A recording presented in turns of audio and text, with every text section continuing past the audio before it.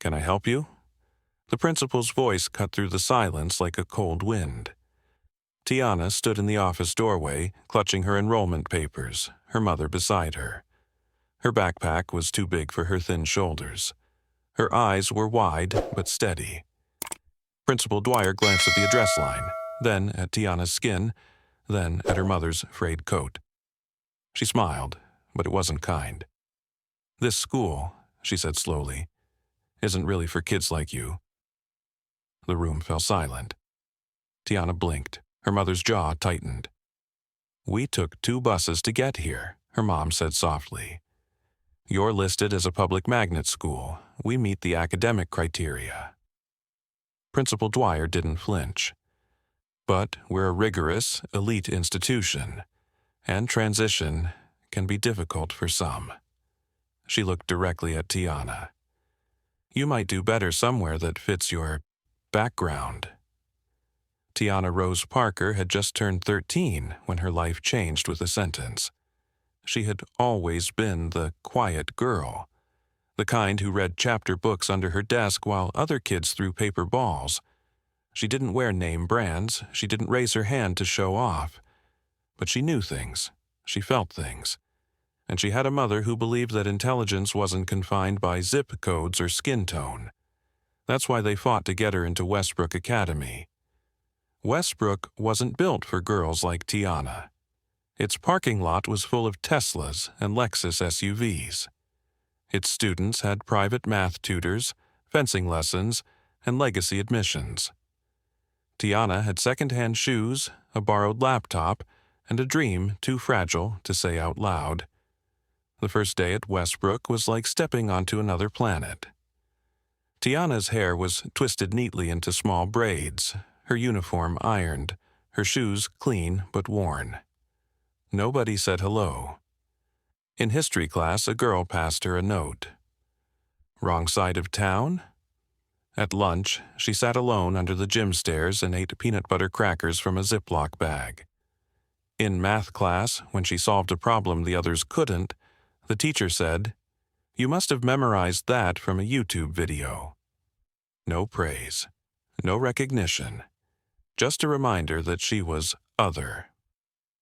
Tiana didn't cry, not when they whispered welfare girl behind her back, not when Principal Dwyer suggested she transfer out before the semester gets too intense, not when group projects turned into solo missions and nobody said thank you. But at night, under her thin blanket, she'd stare at the ceiling and wonder, "Am I really not supposed to be here? Is she right?" Her mom would kiss her forehead and whisper, "Baby girl, you've got light in you they can't see yet. Let them stay blind, you keep shining." Then came the day that changed everything. Miss Ramos, the English teacher, assigned a project. Write about a time you felt invisible. Tiana wrote about the day she got accepted into Westbrook, and how it felt to be told she didn't belong. She didn't hold back. She wrote with quiet fire, naming no one, but exposing everything. She handed it in and braced for silence. Instead, Ms. Ramos walked into class the next day, holding her essay in shaking hands. She read it aloud, every word. When she finished, the room was dead silent. Even the loud kids, even the ones who never looked at Tiana. And when Ms. Ramos looked up, she said just 4 words, "You need to be heard." That was the first crack in the wall. Tiana started entering essay contests. She won 3. She joined the debate team. No one clapped, but she won every round. She stopped trying to be invisible. Principal Dwyer still passed her in the hallway like she didn't exist. But Tiana had already made a decision. "I'm not here to be tolerated. I'm here to be undeniable." Tiana walked through the hallways of Westbrook with her eyes forward and her shoulders squared. The stares didn't disappear. If anything, they got sharper. Winning those writing contests didn't make her popular, it made her a target. Whispers followed her like shadows. Some said she was trying too hard to prove something. Others called her a charity case with a chip on her shoulder. but Tiana had stopped listening to their noise. She found refuge in the library where the silence wasn't hostile. It was sacred. She read speeches by Maya Angelou and essays by James Baldwin, letting their words wrap around her like armor. She carried a notebook everywhere now, jotting down ideas, lines of poetry, or thoughts that came in the middle of class when no one was looking. She started tutoring underclassmen who were struggling, mostly other students of color who had the same look of quiet confusion she'd worn her first week. One afternoon, while helping a freshman with geometry, the girl asked, "Are you a teacher or something?" Tiana smiled. I'm just making sure you don't get left behind." The girl looked at her for a long second before nodding. "That's what it feels like here sometimes, like they want you to disappear." Tiana didn't say anything. She just slid the notebook closer and said, "Let's figure this out together." By sophomore year, her GPA was the highest in her class. By junior year, she was running for student council president. That's when things got ugly. Posters she'd hung were torn down. Rumors started circulating. Petty, cruel lies about her family, about her past, about how she only got here because of a diversity quota. One morning, she arrived to find someone had scribbled across her locker in black marker, "You don't belong." She stood in front of the words for a long time. Students passed by, pretending not to see. Teachers avoided eye contact. Only one person stopped, Ms. Ramos. She looked at the vandalism, then at Tiana. "Do you want me to call your mom?" Tiana shook her head. I want you to hand me a marker." She crossed out the word "don't" and rewrote it in bold letters. "Do. You do belong." That day, something shifted. A few other students started to speak up too, kids who'd been silent for years. A Filipino boy from her chemistry class stood by her in the lunchroom. A Latina girl from the theater program started joining her campaign meetings. It wasn't a revolution, not yet, but it was enough to start one. Principal Dwyer called her into the office a week before the election. "Tiana," she said, folding her hands, "I know you've been very active this year, but leadership requires maturity, it requires diplomacy, and frankly, it requires popularity." Tiana said nothing. "I'm concerned," the principal continued, "that this position might be a bit too much for you. Have you considered focusing on your writing instead? That seems to be your strength." Tiana looked her in the eye. "I'm not running because I want to be liked. I'm running because I want things to be better, for kids like me, and even for the ones who still don't see us." The principal leaned back, her expression unreadable. "Well, good luck then." The vote was close. Too close. On the morning of the results, Tiana walked to school with her stomach in knots. She tried not to care, told herself it didn't matter. But deep down, it did. Not because she needed a title, but because winning would prove that she wasn't invisible anymore. The announcement came over the intercom during third period. And the new student council president for the upcoming year is Tiana Parker. The class was quiet. A few clapped, most didn't. Tiana didn't care. Her heart was pounding so loud it drowned everything else out. She whispered under her breath, "Thank you, Mama," and smiled to herself. But Principal Dwyer never congratulated her, not in person, not in any email. She made it a point to avoid Tiana after that. Still, Tiana kept showing up. She organized school supply drives. She got more books by Black authors into the curriculum. She hosted open mic nights where students told their stories, their real stories. Kids who'd never spoken a word in public got standing ovations. She wasn't trying to be the best. She was trying to be the one who made space for others. But the closer she got to senior year, the more resistance returned. This time, quieter, but deeper. She overheard a guidance counselor telling another teacher, Valedictorian? I mean, yes, her grades are incredible, but she's just not the face we usually put forward. Tiana didn't cry. She wrote that sentence down in her notebook and circled it 3 times. Then she went home and wrote the speech of her life, just in case she'd get the chance to deliver it. She had no idea if the school would actually let her be valedictorian, but if they did, she was ready. The announcement came over the intercom during a sleepy Friday morning, just before the bell rang for second period. We are pleased to announce this year's valedictorian for the Westbrook Academy graduating class, Tiana Parker. For a full second, the entire school was silent. Then, in her AP literature class, someone muttered, "You've got to be kidding me." Across the hall, a boy slammed his locker shut and said, "Guess GPA don't mean what it used to." In the main office, Principal Dwyer paused for a beat before switching off the microphone without another word. Tiana sat frozen in her chair. Her heart was thudding so hard she thought everyone could hear it. Miss Ramos turned toward her and smiled softly, eyes gleaming. "You earned it," she whispered. "All of it." But the moment was short-lived. As Tiana stepped into the hallway, a girl she'd known since freshman year brushed past her and said under her breath, "Enjoy it now. You won't get far pretending to be something you're not." Tiana didn't reply. She'd learned that some things weren't worth answering. That evening, she and her mother sat on the worn living room couch, the acceptance letter from Howard University in one hand, the valedictorian announcement email in the other. "I told you," her mother said, tearing up.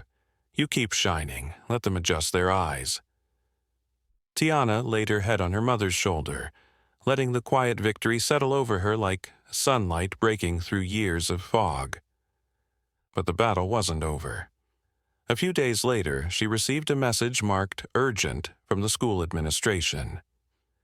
When she arrived at the principal's office, a woman from the school board was already seated, alongside Principal Dwyer. "We just wanted to go over your speech," the board representative said politely. "It's standard procedure." Tiana raised an eyebrow. "I wasn't aware there was a review process." "Well," the woman said, glancing at Dwyer, "not usually, but given the sensitivity of the current climate, we thought it best to be cautious." Dwyer said nothing. She just tapped her fingers against the desk slowly, as if counting down. Tiana slid a copy of the speech across the table. She had expected this. She had written 2 versions, one safe, one true. They began reading the true one. Midway through, the board member frowned. "This school tried to erase me before it ever tried to see me." "That's quite pointed. It's also accurate," Tiana replied calmly. "We're not saying you can't speak your truth," the woman said carefully. "But we do ask that you consider the reputation of the institution. This is a celebration, after all." Tiana's pulse quickened. "You didn't worry about the reputation of the institution when someone wrote on my locker, or when I ate lunch alone for 2 years, or when my honors were dismissed as charity. But now that I've earned the microphone, you want to mute me." Principal Dwyer's face hardened. "If you're going to speak at this ceremony, you will read a version approved by the board. That's final." Tiana stared at them both. Then she stood. "I'll think about it." But she already knew her answer. That night, she rewrote the speech one last time. Not the safe version, not even the angry version, but the version she needed to give, not just for her, but for every student who would come after her. Graduation day arrived with blue skies and a nervous buzz. The auditorium was packed. Students, teachers, parents in suits, grandparents in church hats, siblings waving homemade signs. Tiana sat on stage in her cap and gown, her name embroidered in gold. From her seat, she could see Principal Dwyer in the front row, expression flat, arms crossed. When her name was called, she rose slowly, each step toward the podium echoing louder than the last. She looked out at the crowd, took a deep breath, and unfolded her paper. Then she paused and looked up. I was told not long ago that this school isn't for kids like me. A collective hush fell over the room. But I'm here. And not just here, I'm standing on this stage as your valedictorian. And if you don't remember anything else I say today, remember this. I didn't get here by being accepted. I got here by refusing to be erased. She continued, each word heavier than the last, each line a wound opened and healed. She spoke about isolation, about dignity, about the quiet power of showing up again and again, even when no one claps. She didn't name names, she didn't have to. When she finished, there was a beat of silence. Then someone stood and began to clap. Then another, until the entire room was on their feet. Everyone, except Principal Dwyer. But even that didn't matter anymore. Tiana smiled. She hadn't just earned a title. She had taken back her story, and this time no one could rewrite it. After the ceremony, Tiana was swarmed by classmates she barely knew, some awkward, some apologetic, most simply stunned. A girl from her biology class said, "I never knew you had that in you." Tiana smiled politely and said nothing. Let them catch up in their own time. Ms. Ramos found her in the hallway, tears in her eyes. "You didn't just speak for yourself," she said, gripping Tiana's hands. "You spoke for every kid who ever sat in the back and wondered if they were worth it." Her mother pulled her into a long embrace that smelled like lavender and pride. "That's my baby girl," she whispered. "You moved mountains without ever raising your voice." But not everyone was proud. The next morning, Tiana received an email from the principal's office. The subject line read, "Urgent, college recommendation revisions." Her stomach sank. She clicked it open and read the message twice, then a third time. Principal Dwyer had submitted revised versions of her college recommendation letters, removing the phrases exceptional leader, remarkably self-driven, and transformative voice. In their place were generic phrases like a student who completes her assignments on time and meets basic academic expectations. Tiana's hands trembled on the keyboard. She could feel it. The final blow. The silent retaliation. That week, she learned that 2 Ivy League schools she'd been waitlisted for had decided not to offer admission. No explanation. Just, "We regret to inform you." Her guidance counselor, a kind woman named Mrs. Bledsoe, looked over the new recommendation letters and shook her head in disbelief. "This isn't what I read the first time. These are watered down. It doesn't match your record or your transcript. It's almost like someone wanted to make you disappear. Again." Tiana didn't cry, but she didn't speak much for the next 2 days either. Instead, she sat with it. Sat with the rage, the sadness, the sick feeling of being punished for telling the truth. She didn't regret the speech, but she regretted that the system was so determined to make honesty feel like a mistake. Then her mother said something that snapped her out of it. "If they could silence you, baby, they wouldn't have had to sabotage you." That night, Tiana opened her laptop.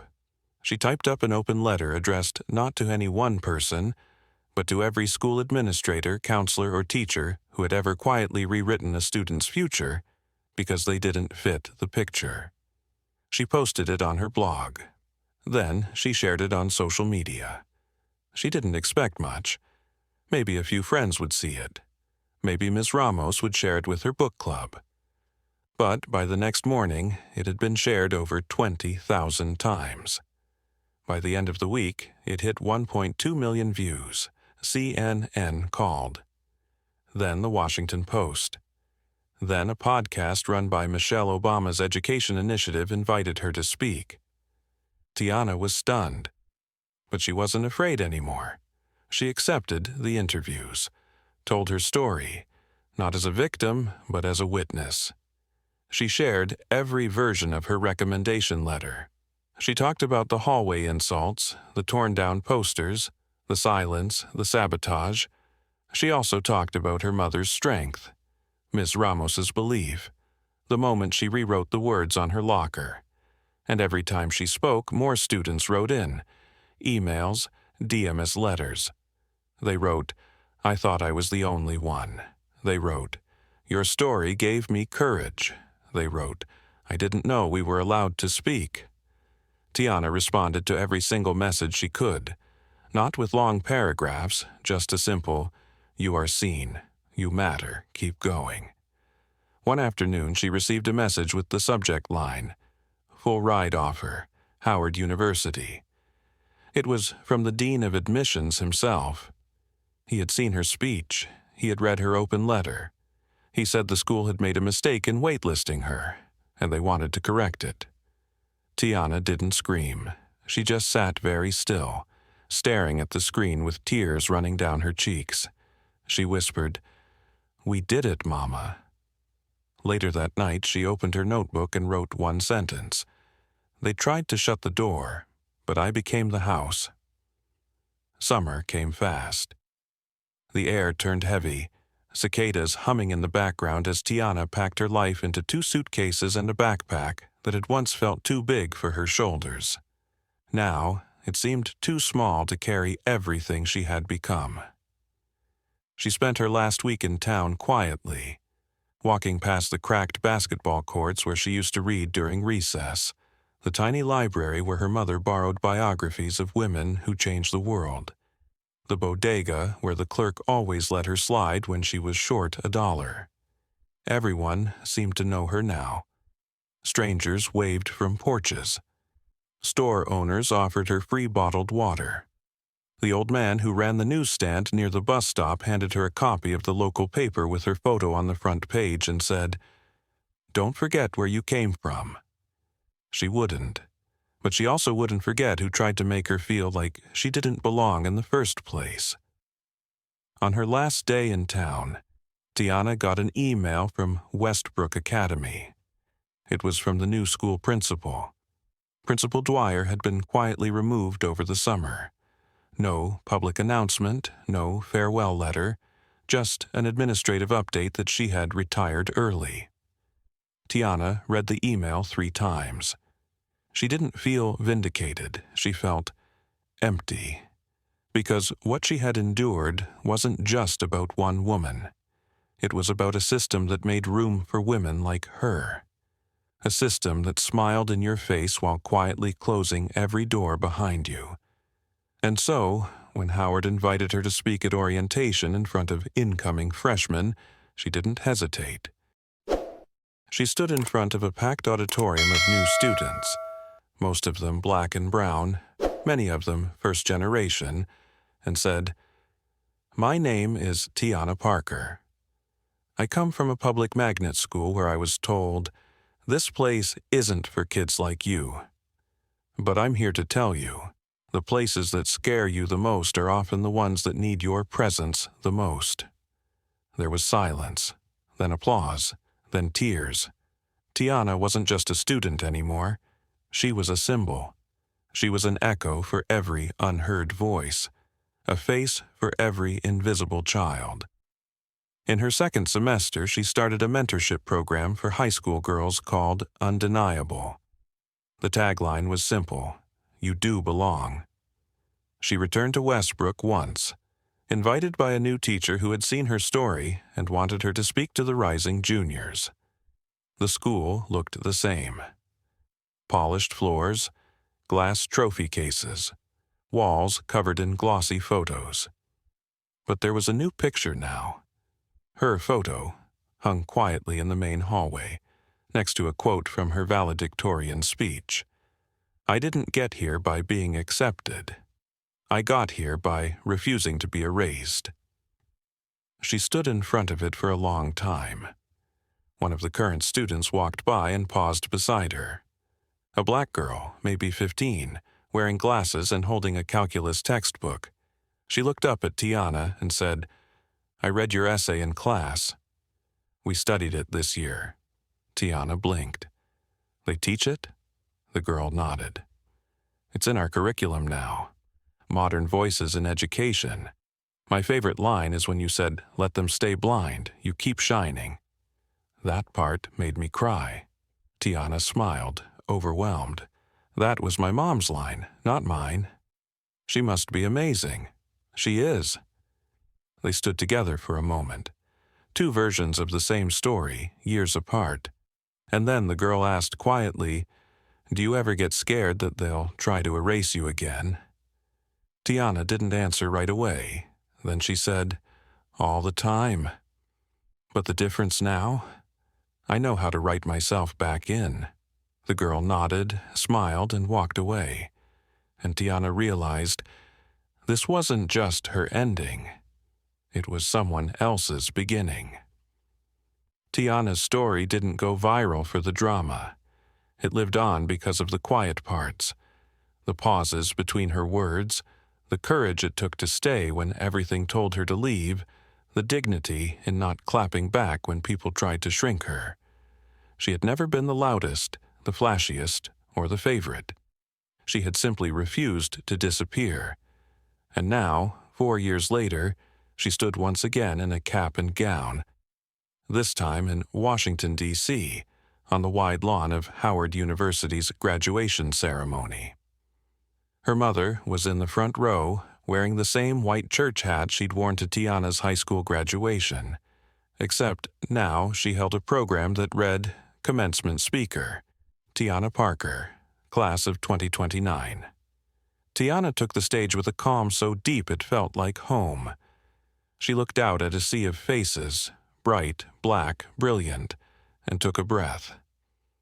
"I was once told," she began, "that I didn't belong." Some in the audience already knew the story. Others leaned forward, drawn in. "But what no one told me," she continued, "was that you don't need someone to make space for you in order to grow. Sometimes you grow anyway, in the cracks, in the silence, in the places they thought would break you." She paused. The wind tugged gently at her robe. "They tried to make me small, but I grew. They tried to silence me, but I wrote. They tried to block the light, but I became my own." The crowd began to murmur. Soft applause started. Some were already crying. "You don't have to be chosen," she said. "You just have to keep showing up. And when you're tired, show up anyway. When you're scared, show up anyway. When they say, 'This school, this job, this table, this world, this isn't for kids like you,' you look them in the eye and say, 'It is now.'" A full standing ovation followed. But Tiana didn't bask in it. She just closed her eyes and whispered, "Thank you, Mama," like she always did, because some rituals were meant to be kept. That summer, she received job offers from 3 major nonprofits. A publishing house offered her a book deal. One Ivy League university offered her a visiting lecturer role to speak on equity in education. She took none of them. Instead, she returned home, to the neighborhood that had raised her, to the little public library with dusty books and big dreams, to the middle schools where kids still sat quietly in the back rows, afraid to raise their hands. She started a foundation, Room for Us, focused on giving underrepresented students the tools, support, and advocacy to not just survive elite institutions, but to thrive. On the day they opened their first learning center, a girl about 12 walked in, her eyes wide with wonder. Her mother whispered, "She's nervous." First time she's ever been in a place like this. Tiana knelt down and smiled gently. "That's okay," she said. "So was I." The girl looked at her, hesitated, then asked, "Is this for kids like me?" And Tiana's answer came without hesitation. "Yes," she said, placing a hand over the girl's heart. This was built by kids like you.